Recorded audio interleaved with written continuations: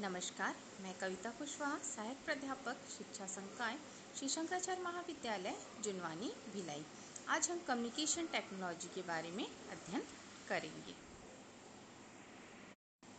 इसके सिनॉप्सिस हैं: introduction, meaning of communication, definition of communication, characteristics of communication, component of communication, process of communication, principle of communication, types of communication, barrier of communication and conclusion. Concept of communication. संप्रेषण शिक्षा की रीढ़ की हड्डी है। बिना communication के शिक्षा और शिक्षण दोनों की ही कल्पना नहीं की जा सकती। संप्रेषण शब्द का प्रयोग प्रायः ज्ञान के प्रसार या सूचना भेजने के लिए किया जाता है। इसमें हम विचारों का आदान प्रदान करते हैं। Meaning of communication. संप्रेषण शब्द प्रेषण शब्द से बना है। प्रेषण का अर्थ है प्रेषित करना, अर्थात किसी विचार को एक जगह से दूसरी जगह भेजना होता है। प्रेषण वन वे प्रोसेस होता है, जबकि संप्रेषण टू वे प्रोसेस होता है। संप्रेषण प्रेषण करने की, विचार विनिमय करने की, अपनी बात दूसरों तक पहुंचाने की और दूसरों की बात सुनने की, विचारों, अभिवृत्तियों तथा सूचनाओं एवं ज्ञान के विनिमय करने की एक प्रक्रिया है। Definition of communication. Newman and Summer के अकॉर्डिंग, संप्रेषण दो या दो से अधिक व्यक्तियों के मध्य तथ्यों, विचारों, सम्मतियों अथवा भावनाओं का विनिमय है। कीथ डेविस के अनुसार संचार वह प्रक्रिया है जिसमें संदेश एवं समझ को एक व्यक्ति से दूसरे व्यक्ति तक पहुंचाया जाता है।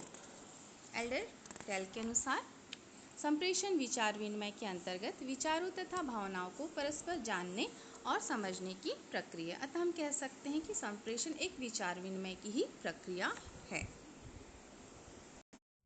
कैरेक्टरिस्टिक्स ऑफ कम्युनिकेशन में फर्स्ट है प्रोसेस ऑफ शेयरिंग आइडियाज, विचारों के आदान प्रदान की प्रक्रिया। नेक्स्ट है टू वे प्रोसेस, यह वन वे प्रोसेस ना हो के टू वे प्रोसेस, अर्थात दो या दो से अधिक लोगों का होना इसमें आवश्यक होता है। नेक्स्ट है पर्पसफुल प्रोसेस, यह प्रोसेस किसी न किसी उद्देश्य से किया जाता है, बिना उद्देश्य से के कम्युनिकेशन जो है नहीं किया जाता। फिर है डायरेक्ट एंड इनडायरेक्ट प्रोसेस, प्रत्यक्ष व अप्रत्यक्ष संपर्क, हम इसमें प्रत्यक्ष रूप से भी संपर्क कर सकते हैं और अप्रत्यक्ष रूप से। प्रत्यक्ष में व्यक्ति आमने सामने होता है और अप्रत्यक्ष में टेलीफोनिक, ईमेल, SMS, लेटर के थ्रू हम कम्युनिकेशन कर सकते हैं। नेक्स्ट है डायनेमिक प्रोसेस, ये एक गतिशील प्रक्रिया, मीन्स कम्युनिकेशन जो है वो कंटिन्यू में चलना चाहिए, तभी ये सफल हो सकता है। अगर सिर्फ एक तरफ से ही प्रोसेस हो, फिर वहाँ से कोई रिस्पॉन्स नहीं आएगा, तो ये कम्युनिकेशन नहीं हो पाएगा। नेक्स्ट है पॉसिबिलिटीज़ इन वेरियस फॉर्म, संप्रेषण विभिन्न रूपों में संभव है, जैसे प्रत्यक्ष हो गया, अप्रत्यक्ष हो गया, या विभिन्न माध्यमों के द्वारा भी हम संप्रेषण कर सकते हैं। फिर नेक्स्ट है इंटरेक्शन एंड फीडबैक, संप्रेषण के लिए पृष्ठपोषण आवश्यक होता है। जब हम संदेश भेजते हैं तो जो रिसीवर होता है उसका जब तक फीडबैक नहीं आएगा तब तक ये कम्युनिकेशन जो है वो सफल नहीं माना जाता।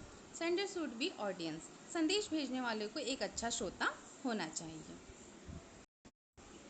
कंपोनेंट्स ऑफ कम्युनिकेशन में सबसे पहला है कम्युनिकेशन सोर्स, संप्रेषण करते समय व्यक्ति अपने विचारों को प्रस्तुत करता है, अतः किसी सूचना को दूसरे तक भेजना वाला ही स्रोत कहलाता है। नेक्स्ट है कंटेंट या फिर मैसेज, संदेश सूचनाओं का ही संग्रह है जो संदेश वाहक भेजता है। संदेश किसी संकेत, वस्तु, चित्र के रूप में हो सकता है। नेक्स्ट है एनकोडिंग, जब हम किसी विचार या भावना की अभिव्यक्ति के लिए संकेतों और प्रतीकों का प्रयोग करते हैं तब हमको उसको एनकोडिंग कहते हैं। फिर है मीडियम, संदेश भेजने के लिए हम जिन माध्यमों या उपकरणों का प्रयोग करते हैं उसे मीडियम कहते हैं, जिससे हम अपने संदेश को दूसरों तक पहुंचाते हैं। माध्यम बहुत से प्रकार के हो सकते हैं। नेक्स्ट है डिकोडिंग, यह वह प्रक्रिया होती है जिसमें संदेश प्राप्त करने वाला व्यक्ति संदेश स्रोत से प्राप्त संकेतों और प्रतीकों का अनुवाद करके संदेश को ग्रहण करता है। फिर है रिसीवर, जिस तक संदेश पहुंचता है वह होता है मैसेज रिसीवर। फिर नेक्स्ट है रिस्पॉन्स, जब संदेश रिसीवर तक पहुंच जाता है तब वह प्रतिक्रिया व्यक्त करता है। फिर है फीडबैक, पृष्ठपोषण आवश्यक है ये। फिर है एनवायरनमेंट, ये किसी न किसी वातावरण में होता है।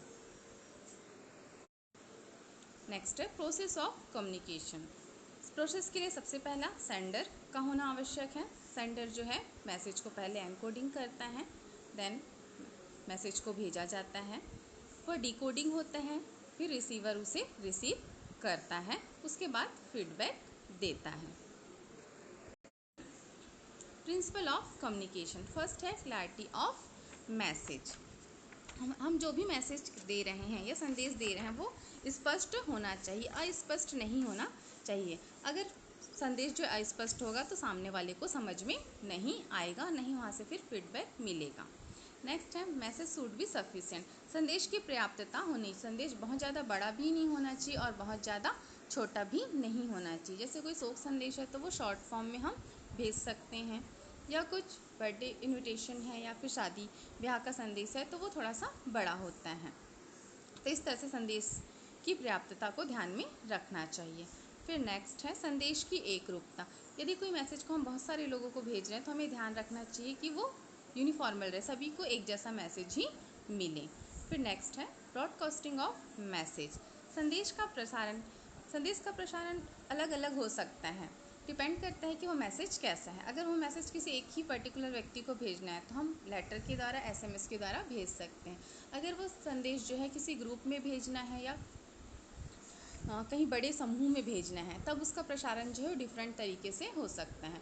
किसी कक्षा के बच्चों को पूरे को संदेश देना है तो हम बुलेटिन बोर्ड पे डिस्प्ले कर सकते हैं, जनसंचार को भेजना है तो न्यूज़पेपर में दे सकते हैं। तो इस तरह से संदेश का प्रसारण भी जरूरी है।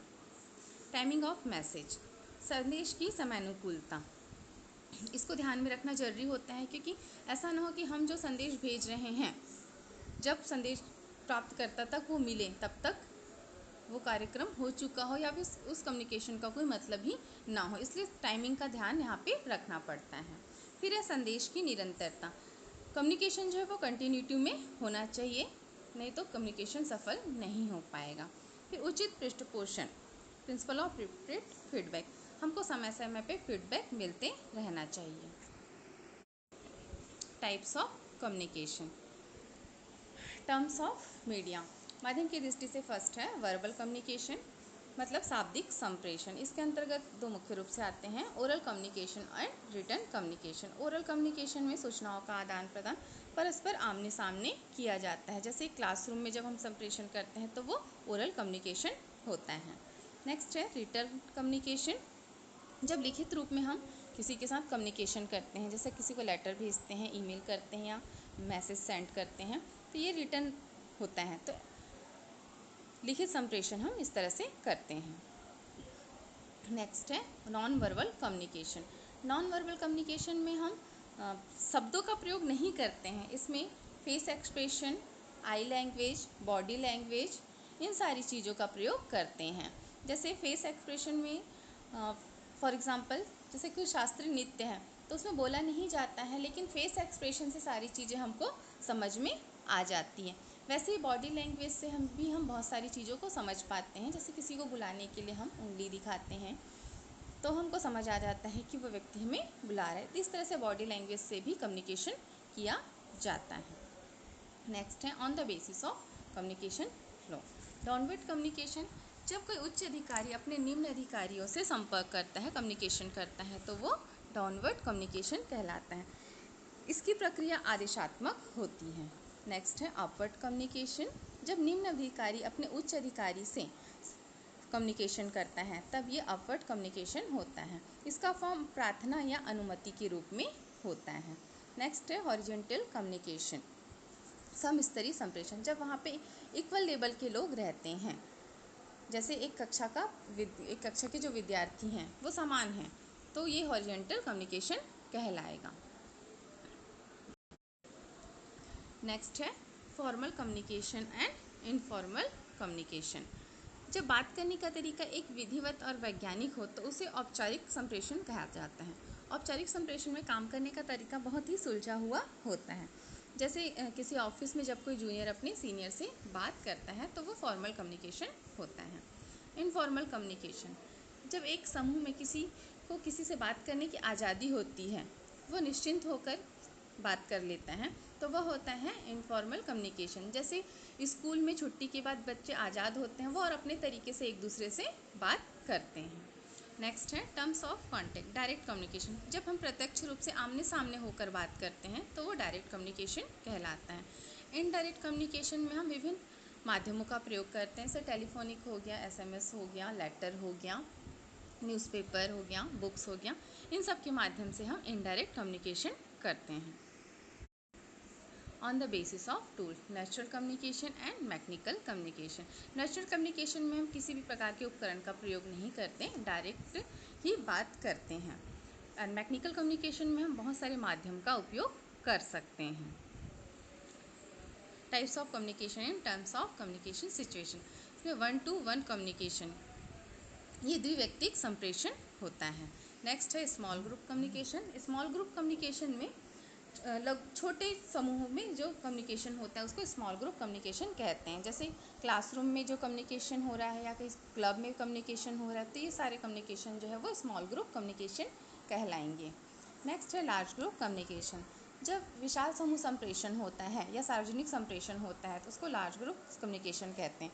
जैसे नेताओं द्वारा आम सभा को संबोधित किया जाता है या फिर कोई बड़ा सेमिनार या वर्कशॉप का आयोजन हो रहा है, तो ये लार्ज ग्रुप कम्युनिकेशन कहलाएगा। फिर बैरियर्स ऑफ कम्युनिकेशन। इसमें फर्स्ट है फिजिकल बैरियर्स, भौतिक बाधाएं। इसके अंतर्गत शोर आ सकता है, जिसमें अपनी कक्षा का शोर हो सकता है या बगल में बैठी कक्षा के विद्यार्थियों का शोर है, या हमारा स्कूल जो है वो खेल के मैदान के आसपास या सड़क रेलवे लाइन के किनारे हो, तो उसके शोर से जो बैरियर उत्पन्न होता है। नेक्स्ट है डाउट। अगर किसी चीज़ में हमको डाउट है तो आगे जो भी कम्युनिकेशन होता है उसको हम समझ नहीं पाते हैं। जैसे कक्षा में जब शिक्षक पढ़ाता है और बीच में कुछ समझ नहीं आता तो विद्यार्थी को तुरंत वहीं पे डाउट क्लियर कर लेना चाहिए, नहीं तो आगे का जो कम्युनिकेशन है, जो टीचर्स ने आगे समझाया है, वो हमें समझ में नहीं आता है। इसी में है नल मोटिवेशन, छात्रों में अभिप्रेरणा शून्यता का होना। जब विषय स्टूडेंट के लिए उपयोगी नहीं होता तो वो इंटरेस्ट नहीं लेता है, या विषय का पूर्व ज्ञान पर आधारित ना होना। तो नेक्स्ट है लैंग्वेज बैरियर्स, भाषा संबंधी बाधाएं। इसमें शब्द भंडार का ना होना प्रमुख कारण है। अस्पष्ट शब्दों का प्रयोग करना, हमें स्पष्ट शब्दों का ही प्रयोग करना चाहिए। अनावश्यक शब्दों का प्रयोग नहीं करना चाहिए। गलत उच्चारण एवं अशुद्धता से दूर रहना चाहिए। जब हम कम्युनिकेशन करते हैं तो द्विअर्थ एवं बहुअर्थी शब्दों का प्रयोग नहीं करना चाहिए। फिर है एक्सप्रेशन बैरियर्स। एक्सप्रेशन बेस में संकेतों के माध्यम से अभिव्यक्ति करने की क्षमता होनी चाहिए, नहीं तो यहाँ पे बैरियर आ जाता है। कॉन्फिडेंस होना चाहिए।